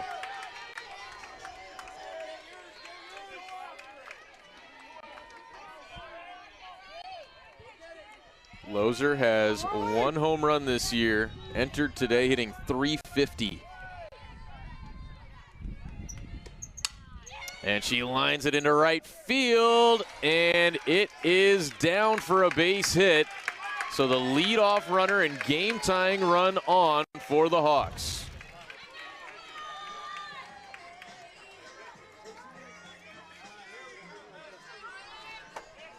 Would have been a really nice catch. That's a tough ball.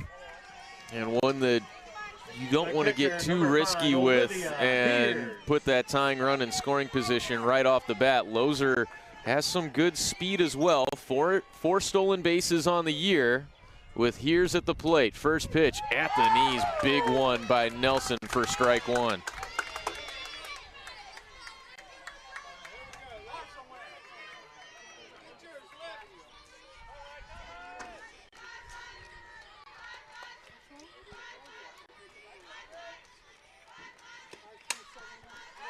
Oh, 2 now.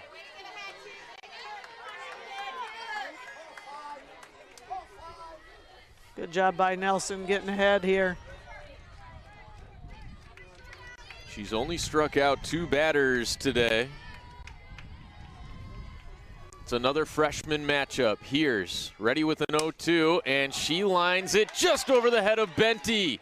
And going for third, the throw hits her, and the tag applied. She is safe, though, in there at second and third with nobody out. Did that ball hit that runner? I think it did, and somehow Ulsis still came up with it. The center fielder, number 17, Julia. It was a strong throw by Carson Janey. She circled that ball really well. It did hit her. Somehow Ulsis grabbed it, and without a slide, somehow Lozer held the bag at second. Christy Canoyer talking with the umpire right now about that play. Yeah, I don't know how Ulsis came up with that ball. Crazy play. Right. Looks like if she'd have kept the tag on, she might have had her since she didn't slide because she did switch legs. It looked like she lost the ball on the tag. It hit her in the helmet. Somehow Ulsis grabbed it, and the knee just dislodged the ball. Otherwise, I think you're right. That would have been an out. I agree. I didn't see the ball get knocked out till right then, so that's why she was safe, I would think. And now Anna Christ is going to come in with runners at second and third and nobody out. We'll step aside while Christ takes her warm-up pitches. We'll be back in a clutch moment in the 7th. St. Joe's has the game-winning run at second base and nobody out on ESPN.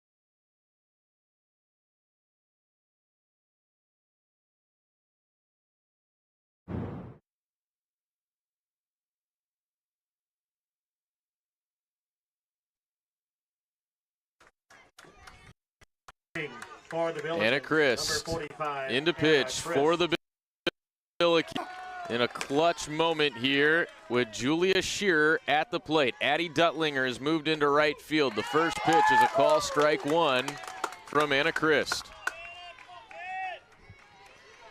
Looks like the infield's in.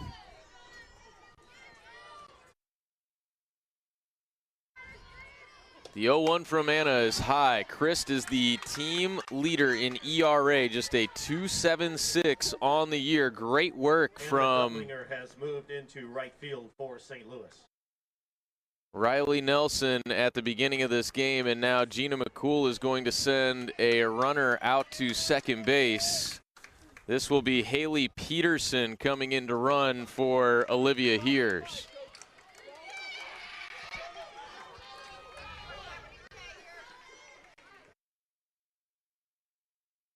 Now running for Olivia Heers, number 12, Haley Peterson.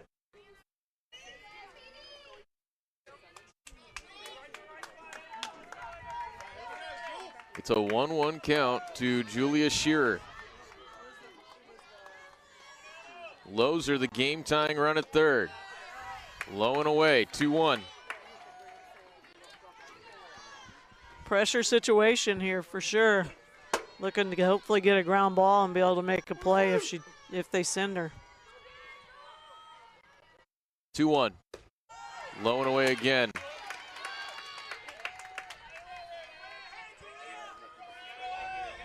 Riley York is on deck, and now Shearer can be selective.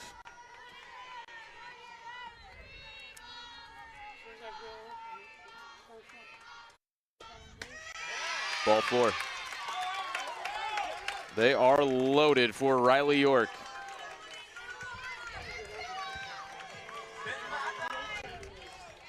Pinch hitting for Riley York, number 18. And now there's a force at every base for the Billikens, but still nobody out in the inning.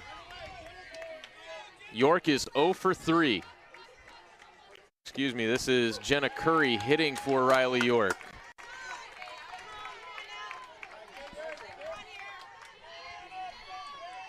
Jenna Curry, a .242 hitter this year. The redshirt junior from Mechanicsville, Virginia, falls behind 0-2. Good job getting ahead here. Now you don't want to give her anything too good to drive something in. Curry went 1 for 10 against St. Louis in their series here. The Billikens took 2 out of 3 in that series. That's ball one.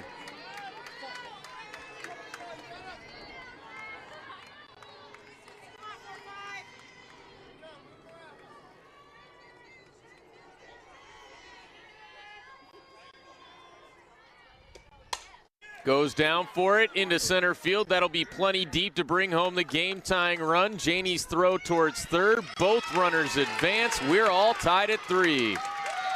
Did her job there. Got that one run in. I probably would have rather seen that throw come into second to keep that runner at first. Not that they wouldn't have stolen the base, but she really didn't have a chance at third. Haley McMenamin. So now it gives a chance for Haley McMenamin to break the tie. First pitch is a call strike.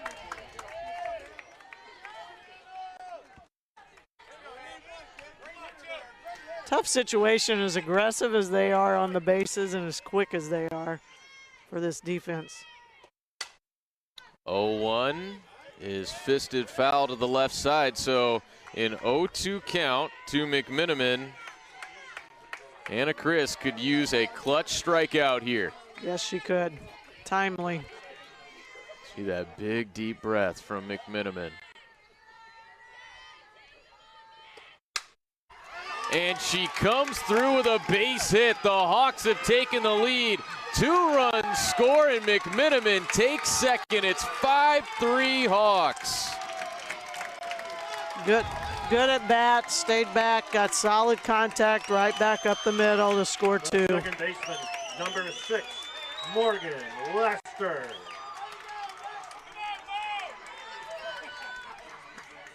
And it is Coach McCool's philosophy once again to put that pressure on the defense, and they did it.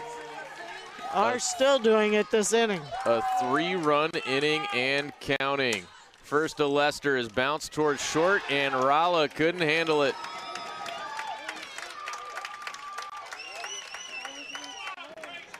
Good base running there by McMiniman to affect Rala on her way by. Number 11. Caught her attention. I think she was going to try to make the play at third, but looked like she kind of took her head off the ball, see where she was going.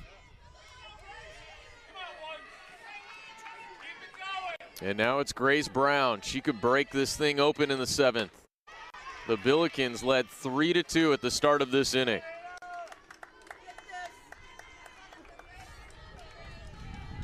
SLU has the top of their order coming up in the bottom of the 7th.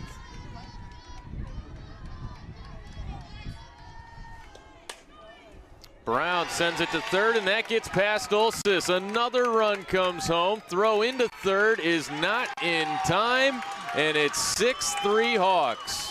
There's that 9 spot again. They got her the last time. This time she pulls one right by Olsis at third. Grace Brown, have yourself a championship.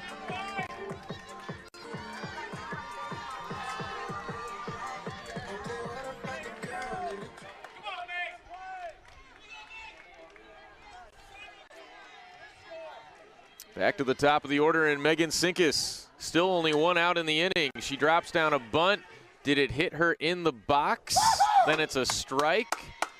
It did, so strike 1. Lucky she hadn't left yet, otherwise that would have been a huge second out.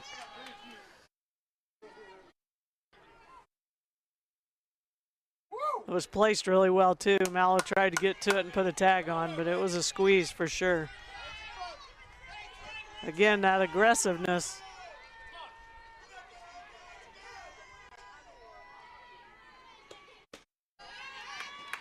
A huge 4-run 7th, and Joe's is not done yet.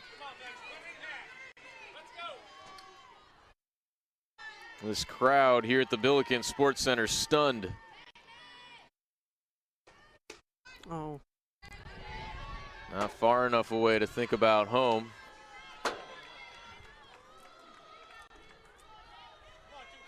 I don't think she picked it up quick enough to see. It's Lester down at third base. Brown at second after the RBI double. Back up the middle, Chris gloves it. She's got the runner in a rundown, and she will chase her to third. Not sure why she flipped it with the other runner on the bag, but the tag is applied by Mallow for the second out. Nice. Sinkus made it to second base. Nice job getting in that. The third baseman. Looking her back, making that play, and base running wise, they kept it in play to advance both runners to where they were to start with.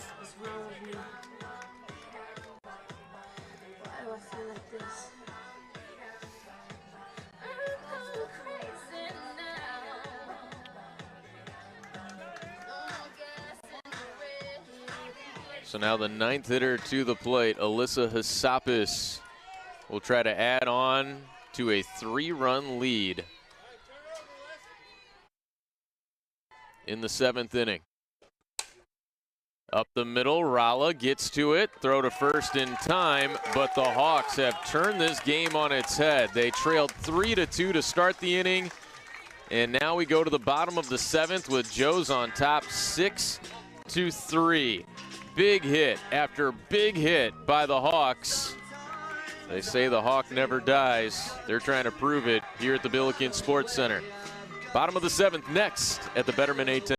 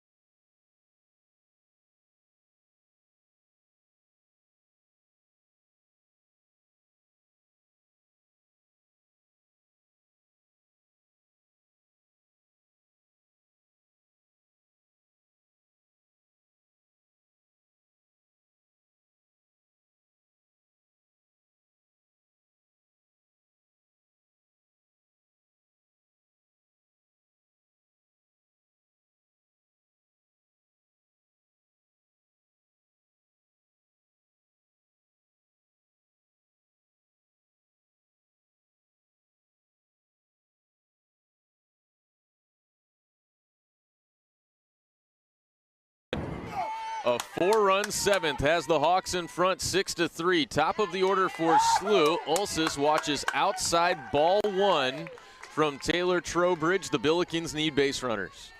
Yes, they do, and she's done a good job for the 3 innings that she's been in. So she's kind of kept them off balance, and they need to find a way to get to her.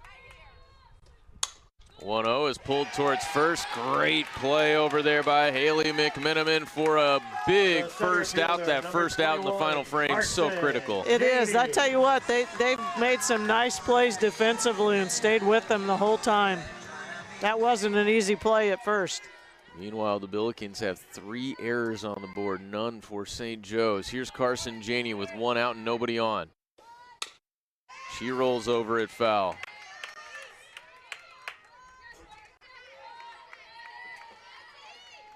Billikens in need of some magic here in the bottom of the 7th to keep their season alive. The 0-1. In there for a call. Strike 2. Trowbridge going to that change time and time again. Now you really don't know what's coming when she's up 0-2.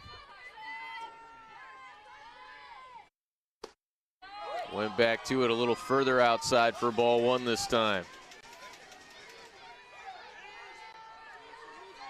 She's in a good rhythm and really putting the ball where she wants it right now. After that screaming comebacker, who would have thought Trowbridge would come back and throw a gem? That just gets over the head of Brown for a 1-out base hit. Carson Janey has reached 3 of 4 times in this game. She's done everything she can. That's what they need. They need base runners any way that they can get them. Just muscled that one into left center. Sure, line drive in the book though, right? That's right. They don't ask how, they ask how many. Here's Abby Mallow with 1 out. Billikens need 1 more base runner to bring the game-tying run to the plate.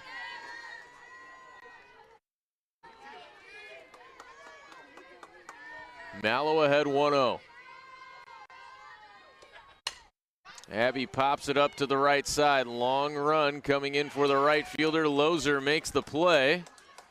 And 2 are down. The Billikens are down to their final out. Anna Chris. Anything can happen. They just have to keep competing.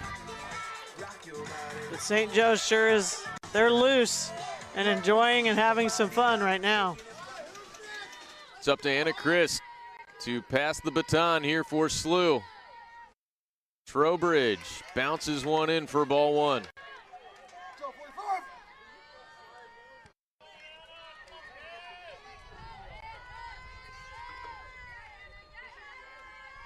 Kate Profit on deck. She's already hit a home run today. Swing and a miss. Late offering from Christ.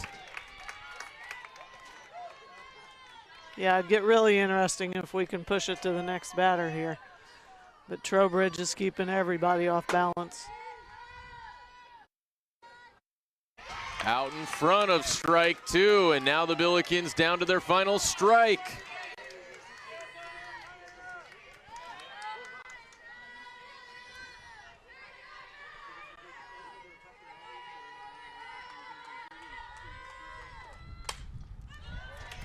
Spoiled by Anna Christ. Trowbridge trying to come up with the win from behind.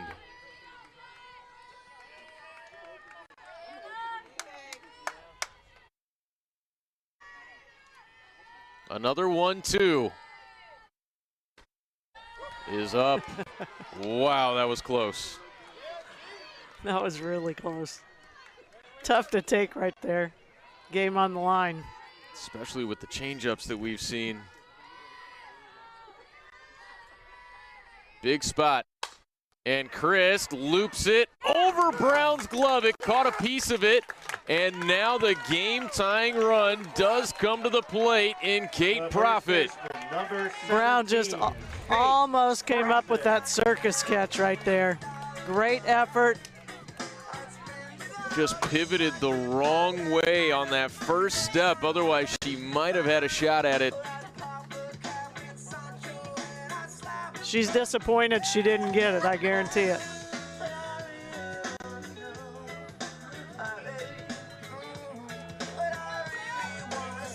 So you got the bloop from Anna Christ. Can we get the proverbial blast? Running for Anna Christ. From Kate Profit. Allie Brandstetter goes out to run for the Bills at first base.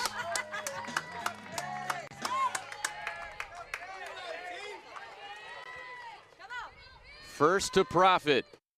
Low ball one. We talked early in the game about how SLU's had some big time comebacks.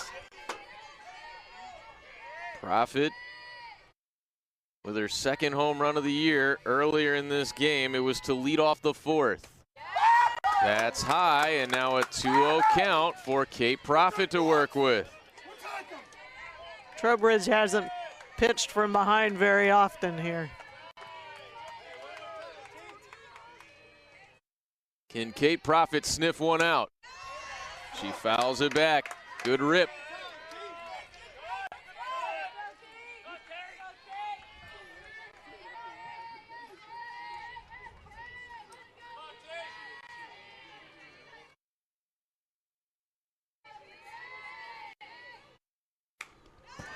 And now again, the Billikens down to their final strike.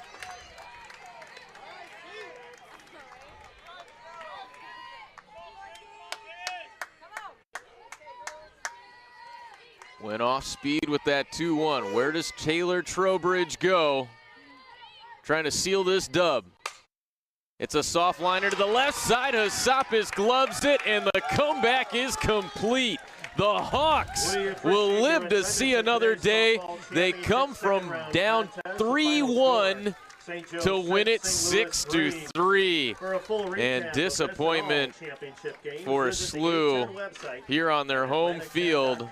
Riley Nelson pitched such a good game, and things just got away in that seventh inning. Got to give a lot of credit to the Hawks. We'll hear from their head coach, Gina McCool, right after this at the Betterment A-10 Championship. Tomorrow morning.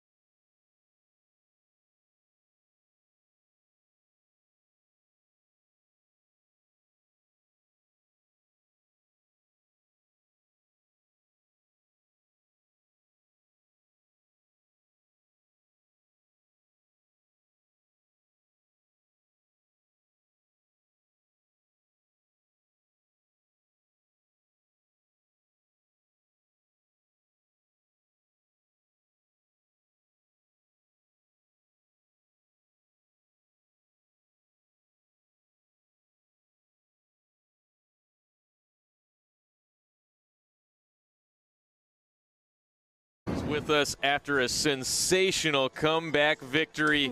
I have to start with your leader inside the circle, Taylor Trowbridge, showing some toughness. Was there anything that was going to keep her from finishing this game? Not at all. Not at all. You know, there's a little history, right? St. Louis ended our year last year, and Abby Mallows had an incredible career, and it was a matchup that she's been thinking about for 365 days. So I'm really proud of her. I mean, she's our girl, she's our leader, and she had a hell of a performance today. We're really proud of her.